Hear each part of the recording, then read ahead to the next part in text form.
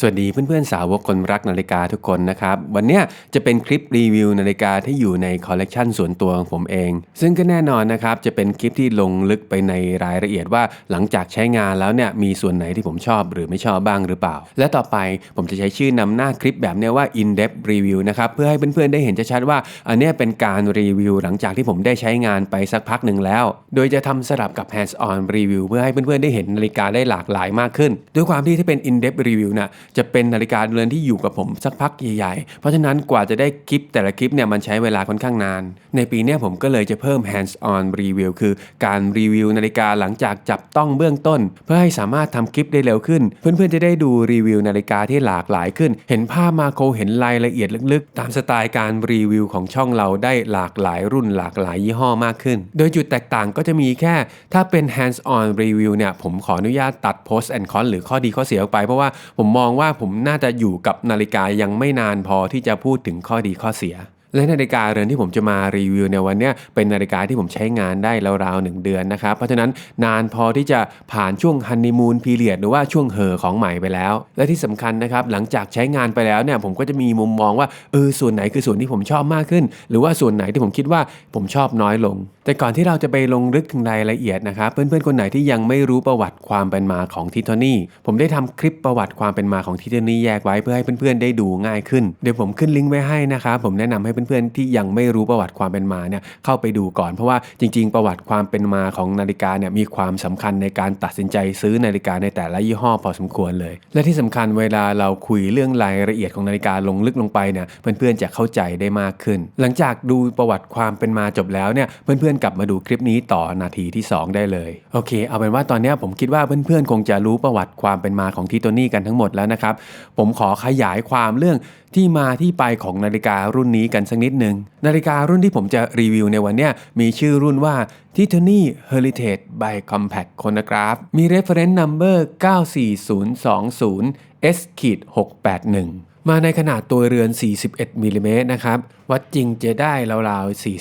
40.9มีขนาดลักทุลักหรือหูสายถึงหูสายอยู่ที่49มิลลิเมตรเป๊ะๆนะครับมีความหนาวัดจากยอดโดมได้ที่ 15.4 มิลลิเมตรมีขนาดของหูสายอยู่ที่20มิลลิเมตรนะครับซึ่งก็เป็นข้อดีเพราะว่าสาย20มิลลิเมตรเนี่ยเป็นอะไรที่หาง่ายมากๆที่หูสายเนี่ยจะมีขนาด20มิลลิเมตรแล้วก็เทปเปอร์ดาวลงมาจนเป็นขนาด18มิลลิเมตรที่ตัวล็อกสาย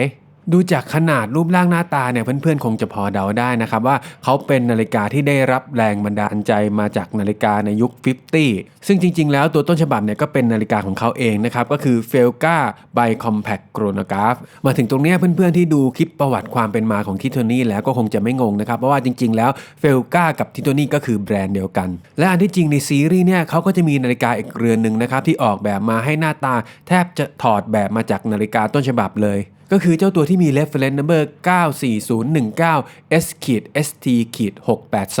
เดี๋ยวผมขึ้นรูปให้ดูนะครับสำหรับเพื่อนๆที่ชอบความออริจินอลเนี่ยผมว่าเรือนนั้นก็เป็นอีกตัวเลือกหนึ่งที่ไม่น่าจะผิดหวังแต่สำหรับผมเจ้าตัว Reinterpretation ตัวเนี้ยเขาเป็นนาฬิกาที่ผมเห็นแล้วก็ถูกใจตั้งแต่ครั้งแรกที่เจอเลยอาจจะเพราะด้วยความที่เห็น Presentation ของเขาครั้งแรกเนี่ยเขาเป็นนาฬิกาที่มีดีไซน์ให้เข้ากับคนรักมอเตอร์ไซค์ในแบบคาเฟ่เรเซอร์เดี๋ยวผมขึ้นคลิปให้ดูนะครับเพราะฉะนั้นเห็นครั้งแรกก็ติดตาผมเลยเพราะว่าด้วยความที่เป็นไบเกอร์เหมือนกันจุดที่แตกต่างกันหลักๆนอกจากจะเป็นดีไซน์ของตัวไดอัลแล้วเนี่ยในส่วนของตัวเรือนเขาก็จะมีการทำให้เข้ากับยุคสมัยใหม่มากขึ้นนะครับก็คือจะมีการปัดเงากับด้านสลับกันทำให้ตัวเรือนดูมีมิติมากขึ้นซึ่งจะแตกต่างกับเจ้าตัวออริจินอลนะครับที่ให้ตัวเรือนเป็นแบบปัดเงาทั้งหมดตามสไตล์นาฬิกาในยุค 50 ก็เลยทำให้โดยส่วนตัวผมชอบเจ้าตัว Reinterpretation มากกว่าและที่สำคัญนะครับช่วยให้เขาดูแตกต่างแยกออกมาจากนาฬิกาในระดับรองๆลงไปพอสมควรเลยโดยเฉพาะบริเวณด้านข้างตัวเรือนเนี่ยเป็นอะไรที่ผมชอบมากๆนะครับด้านข้างของตัวเรือนเนี่ยจะเป็นลายปัดด้านแต่จะมีการปัดเงาแบบเบเวอริงไว้นะครับทั้งด้านบนและด้านล่างเลยด้านบนเนี่ยเขาจะปัดเงาแบบเบเวอริงไปตลอดแนวจนถึงขาลักนะครับส่วนด้านล่างเนี่ยเขาก็จะปัดเงาแบบเบเวอริงไปตลอดแนวเหมือนกันแต่เราจะมองไม่เห็นนะครับขาลักเขาจะบังไว้จะสลับกับฝาหลังของตัวเรือนนะครับที่เป็นลายปัดด้านชั้นหนึ่งก่อนส่วนชั้นที่2ที่เป็นเหลี่ยมสำหรับเปิดฝาหลังเนี่ยเขาก็จะปัดด้านไว้ด้วยเหมือนกันนะครับซึ่งตรงจุดนี้เป็นจุดที่ผมชอบมากๆนะครับการที่เขาใช้ดีไซน์ในการเปิดฝาหลังแบบ12เหลี่ยมแบบเนี้ยมันทำให้นาฬิกาเนี่ยมีกลิ่นอายวินเทจจ๋าๆส่วนด้านบนของตัวเรือนเนี่ยที่ขอบเบเซลเขาจะมีการเล่นสโลปแบบสไตล์นาฬิกาวินเทจนะครับโดยสโลปด้านล่างเนี่ย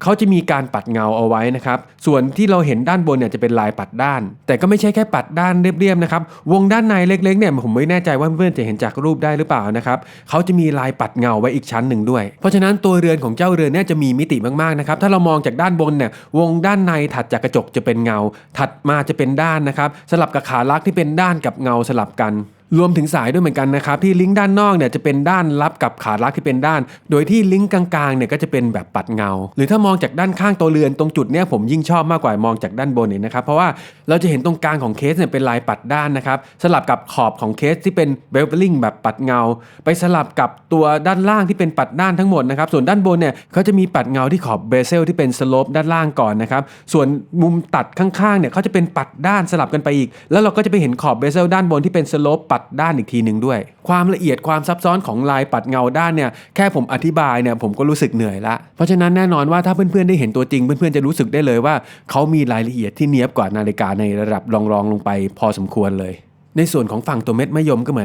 นกันนะครับจะมีลายปัดเหมือนกันเป๊ะๆเพิ่มเติมขึ้นมาคือตัวเม็ดมะยมเนี่ยเขาจะมีลายปัดด้านแถมด้วยการแกะสลักโลโก้ที่โทนี่ที่เป็นดอกเหมยหัวไว้ด้วยความละเอียดของการแกะสลักบากของเม็ดมะยมเนี่ยเป็นอะไรที่ดีมากๆนะครับช่วยให้จับถนัดมือได้มากๆและดูคมดูสวยกริบรวมถึงปุ่มกดจับเวลานะครับนอกจากเขาจะเป็นลายปัดด้านแล้วเนี่ยเขาก็จะมีการทำสโลปไล่จากตรงกลางลงไปทั้งสองฝั่งนะครับทำให้เวลาเขาจับกับแสงเนี่ยมันจะดูมีมิติเพิ่มขึ้นโดยที่เม็ดมะยมของเรือนเนี่ยไม่ได้เป็นแบบขันเกลียวนะครับปุ่มกดจับเวลาก็ไม่ได้เป็นแบบขันเกลียวเหมือนกันซึ่งสำหรับผมก็เป็นอะไรที่ยอมรับได้เพราะนาฬิกาจับเวลาเราไม่ได้ต้องการฟังก์ชันเอาไปดำน้ำอยู่แล้วเพราะฉะนั้นเม็ดมะยมไม่ได้เป็นแบบขันเกลียวกันน้ำได้50 เมตรเนี่ยเป็นอะไรที่เพียงพอละทีเด็ดอีกอย่างหนึ่งของเจ้าเรือนเนี่ยที่ดูเข้ากันมากๆก็คือเขาให้กระจกที่ตามสเปคเนี่ยเขาเรียกว่าดับเบิลเคิร์ฟแซฟไฟร์คริสตัลซึ่งเอาเข้าจริงสำหรับผมเนี่ยผมมองว่าเขาเหมือนบ็อกซ์แซฟไฟร์คริสตัลมากกว่าที่เวลาเรามองจากด้านข้างเนี่ยเขาจะมีลักษณะเป็นบ็อกซ์ยกขึ้นมาพอมารวมกับภาพรวมของงานดีไซน์เคสมันทำให้นาฬิกาเนี่ยมีกลิ่นอายของนาฬิกาวินเทจจ๋าๆโดยเฉพาะถ้าเทียบกับเจ้าตัวเฟลกาโคโนกาที่เป็นออริจินอลเนี่ยกระจกเขาดูมีกลิ่นอายคล้ายกันมากๆแต่สิ่งที่ได้เพิ่มขึ้นมาก็คือสมัยใหม่เนี่ยกระจกจะเป็นแซฟไฟร์คริสตัลแล้วต่างจากสมัยก่อนนะครับที่กระจกแบบเนี้ยจะเป็นกระจกอะคริลิกตรงจุดนี้ก็เป็นอีกจุดหนึ่งที่ผมชอบมากๆนะครับเพราะเป็นเหมือนการเอาข้อดีของโลกยุคเก่ากับโลกยุคใหม่มาผสมกันและที่สำคัญกระจกของเขาที่ให้มาเนี่ยก็จะมีการโค้ดเคลือบสารกันแสงสะท้อนไว้ด้วยตามสไตล์นาฬิกาสมัยใหม่เลยได้ให้ฝาหลังแบบขันเกลียวโชว์เครื่องนะครับหรือ exhibition case back โดยที่กระจกที่ฝาหลังตามสเปคก็ไม่ได้ระบุไว้นะครับแต่ว่าผมเทสแล้วก็เป็น Sapphire Crystal ด้วยโดยจะให้เครื่อง Sellita SW510BHA หรือจะพูดง่ายๆก็คือเครื่องวองจู 7750 ที่มีการ modify ให้เหลือเป็นใบ compact ซึ่งก็แน่นอนนะครับตามสไตล์ที่โทนี่ตัวเครื่องจะมีการขัดแต่งที่สวยงามโรเตอร์เนี่ยจะให้เป็นโรเตอร์สีทองนะครับมีการขัดลายคอตเดจนิฟรวมถึงมีการแกะสลักชื่อยี่ห้อที่โทนี่โลโก้ดอกเหมยหัวและที่สำคัญนะครับแกะสลักบอกไว้ว่าเป็นนาฬิกาของสวิตเซอร์แลนด์ส่วนที่บริเวณตัวเครื่องนะครับก็จะมีการแกะสลักลายคอตเดจนิฟกับลายเพอร์ลักสลับกันไว้มีการปัดเงาไว้ด้วยมันทำให้เวลาดูเนี่ยเขาจะมีความแตกต่างจากนาฬิการะดับกลางๆอย่างโอลิสที่มักจะให้เครื่อง off the shelf เป็นเพลนนะครับไม่มีการขัดแต่งเก็บงานไม่มีการขัดแต่งลวดลายเลยหรือแม้กระทั่งนาฬิกาในระดับกลางสูงอย่าง Fortis ซึ่งเป็นแบรนด์ที่ผมชอบมากๆนะครับหรือแม้กระทั่ง Tag Heuer ที่รุ่นก่อนๆเนี่ยก็จะเป็นเครื่อง off the shelf ที่มีการขัดแต่งลวดลายน้อยมากเพราะฉะนั้นที่โทนี่เนี่ยถือว่าทำตรงนี้ได้ดีมากๆโอเคเราพลิกกลับมาดูด้านหน้ากันบ้างนะครับเรือนนี้ใช้การบอกเวลาแบบ5เข็มนะครับโดยที่วงซับไดอัลตำแหน่ง9นาฬิกาเนี่ยจะเป็นวงแสดงฟังก์ชันวินาทีของการบอกเวลาปกติโดยที่เข็มเล็กยาวที่มักจะเป็นเข็มวินาทีของนาฬิกาทั่วไปในเรือนเนี่ยเขาจะทำเป็นสีแดงนะครับเพื่อแยกให้เห็นชัดๆว่าเขาเป็นเข็มของฟังก์ชันการจับเวลาโดยที่การจับเวลาเนี่ยจะทำงานก็ต่อเมื่อเรากดปุ่มสตาร์ทที่ตำแหน่ง2นาฬิกานะครับโดยถ้ากดอีกครั้งหนึ่งเนี่ยเขาก็จะกลายเป็นปุ่ม stop หลังจากที่เพื่อนๆ stop แล้วเนี่ยสามารถกดปุ่มที่ตำแหน่ง4นาฬิกาเพื่อรีเซ็ตให้เข็มมาอยู่ในตำแหน่งปกติได้เลยโดยที่วงซับไดอัลที่ตำแหน่ง3นาฬิกาจะเป็นวงที่แสดงฟังก์ชันการจับเวลาในระดับนาทีโดยที่ถ้าเข็มเล็กยาวสีแดงที่เป็นเข็มจับเวลาเนี่ยเดินครบ1รอบเจ้าวงเนี่ยจะเดิน1ครั้งนะครับจนถึง30นาทีเขาก็จะหมุนครบรอบแล้วมาเริ่มนับ1ใหม่นะครับเพราะฉะนั้นเรือนเนี่ยสามารถจับเวลาได้30นาทีผมชอบตรงที่เขาให้เข็มที่ซับไดอัลเนี่ยเป็นสีแดงด้วยนะครับเพื่อแยกให้ชัดๆว่าเข็มไหนเป็นฟังก์ชันสำหรับจับเวลาเข็มไหนเป็นฟังก์ชันสำหรับการแสดงเวลาปกติ ซึ่งถ้าเป็นเข็มแสดงฟังก์ชันของการบอกเวลาปกติเนี่ยเขาจะให้เป็นเข็มปัดเงาสีเงินนะครับทั้งเข็มชั่วโมงเข็มนาทีและเข็มที่วงซับไดอัลตำแหน่ง9 นาฬิกาแสดงวินาทีเนี่ยจะเป็นแบบบาร์ทันมีการแต้มสารเรืองแสงไว้ทั้งหมดให้หลักชั่วโมงแบบแอปพลายนะครับคือเป็นโลหะนูนขึ้นมาจะมีการขัดเหลี่ยมสันทำให้เวลาเขาจับกับแสงเนี่ยดูวิบวับสวยงามโดยจะมีการแต้มใบน้ำเป็นจุดเหนือหลักชั่วโมงไว้นะครับที่ตำแหน่ง3 6 9และ12โดยจะมีการสกรีนอินดิซี่สีขาวนะครับเป็นหลักนาทีไว้รวมถึงมีตัวเลข50ส่วนที่ตำแหน่ง15เนี่ยเขาจะเป็นพายน้ำแล้วก็20 25 30ก็จะเป็นพายน้ำสลับกันไปแบบนี้โดยที่จะมีหน้าต่างแสดงวันที่ตำแหน่ง6 นาฬิกานะครับแสดงด้วยตัวหนังสือสีดำบนพื้นขาว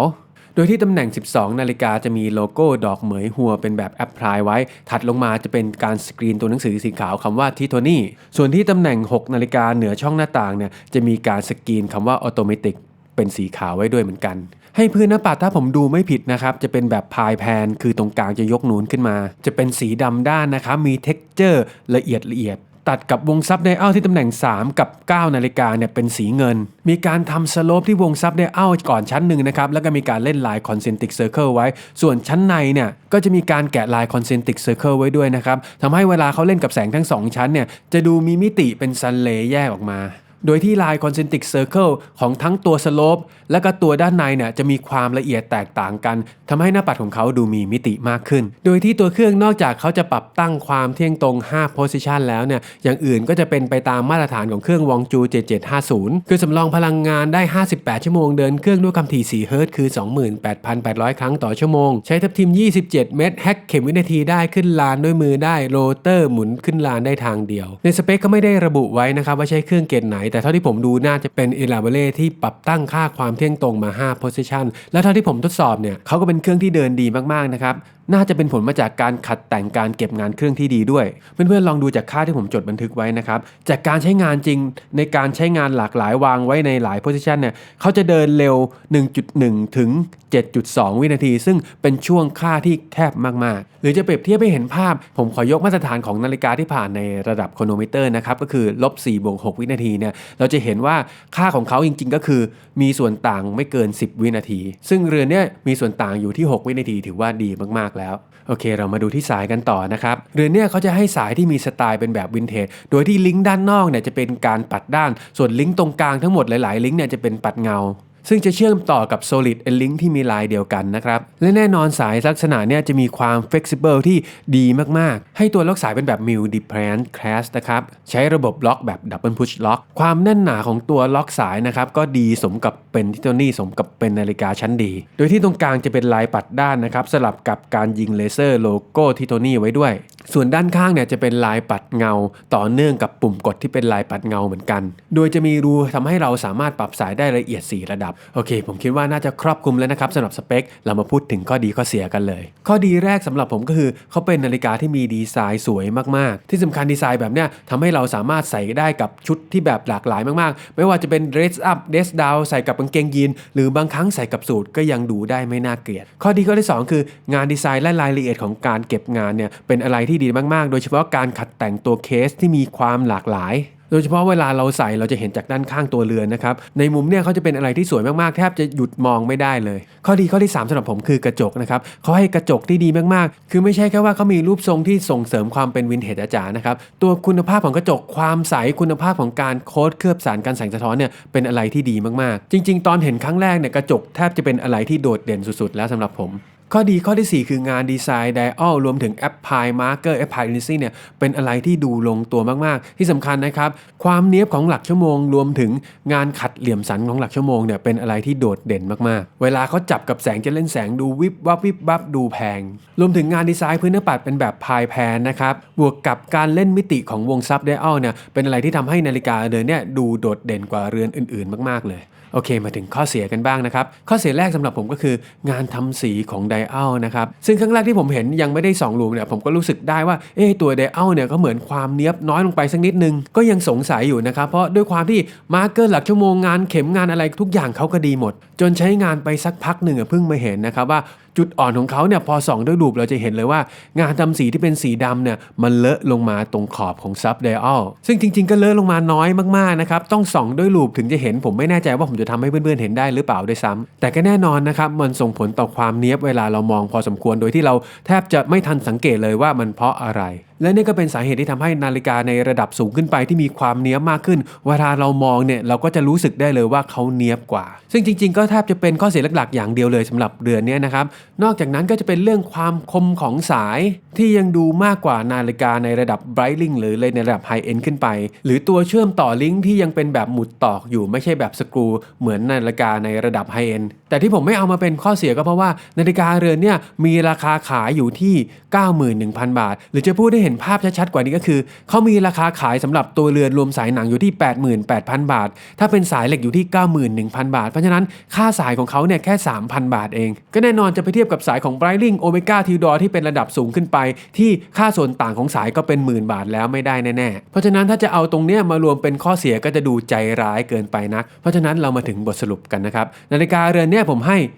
9.6 เต็ม 10สำหรับผมก็เป็นนาฬิกาที่มีดีไซน์ลงตัวมีฝีมือการผลิตที่เรียกได้ว่าคุ้มค่าคุ้มราคามากๆและแน่นอนนะครับสำหรับผมก็เป็นนาฬิกาจับเวลาที่มีราคาต่ำกว่า 100,000 บาทที่คุ้มค่าคุ้มราคาที่สุดในปี 2021 และก็เหมือนเดิมนะครับขอฝากไว้นิดนึงสำหรับเพื่อนๆที่ชอบคอนเทนต์ที่มีความตรงไปตรงมาเอารายละเอียดของการใช้งานจริงมาเล่าให้ฟังเนี่ยอย่าลืมฝากกดไลค์กด Subscribe หรือกดแชร์พวกเราไว้ด้วยนะครับทุกการไลค์การ Subscribe เนี่ยช่วยพวกเราได้มากๆหรือเพื่อนๆที่ดูจบแล้วมีความคิดเห็นยังไงชอบหรือไม่ชอบฝากคอมเมนต์ไว้ได้เลยนะครับปกติผมตอบทุกคอมเมนต์เลย